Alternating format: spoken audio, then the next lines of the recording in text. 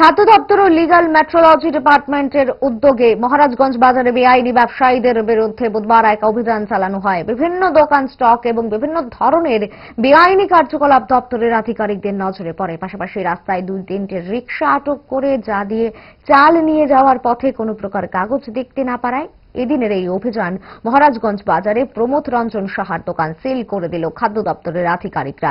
এ ধরনের অভিযান জারি থাকবে বলেই জানান খাদ্য দপ্তরের সহকারী অধিকর্তা প্রদীপ ভৌমিক।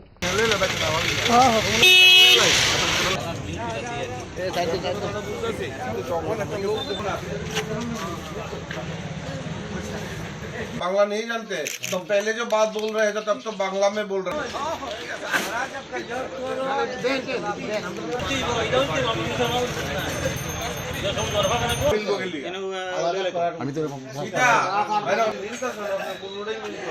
आपने चीनी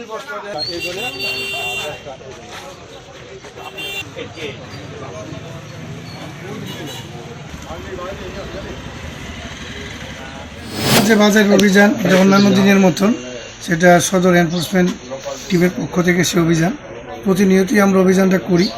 আমরা মূল্য যাচাই করি, গুণমান আমরা চেক করি। তো তারই পরিপ্রেক্ষিতে আজকে লিগ্যাল মেট্রোলজি সহকারে আমাদের ডিরেক্টর স্যারের নির্দেশে, সদর মহকুমা শাসকের নির্দেশে আজকে আমরা এসে আমরা প্রথমে একটা রিক্সা দিয়ে চাল যাচ্ছিল, সেটা আমরা আমরা যাচাই করলাম, দেখলাম সামনে মেমু দেয় না। এরপরে আরও আমরা 2টা দোকান চেক করলাম, সেখানে দেখলাম তারা কোনো মেমো ইস্যু করে না, ন্যায্য যেটা মূল্য তালিকা সেটাও প্রপারলি মেনটেন করে না। এই ব্যাপারে আমরা ওদেরকে আইনি নোটিশ ধরিয়ে দেব। এক্ষণে শফিকবাবু যে কথাটাকে বললেন, আমরা প্রমোদ স্যার দোকানে আমরা ভিজিট করলাম, সেখানে রিপেকিংয়ের একটা ব্যাপার সেটা সম্পূর্ণ সত্য। সেই ব্যাপারে আমরা এখন এটা টেম্পোরারিলি ক্লোজ করব। এরপরে সদর মহকুমা শাসককে আমরা রিপোর্ট দেব।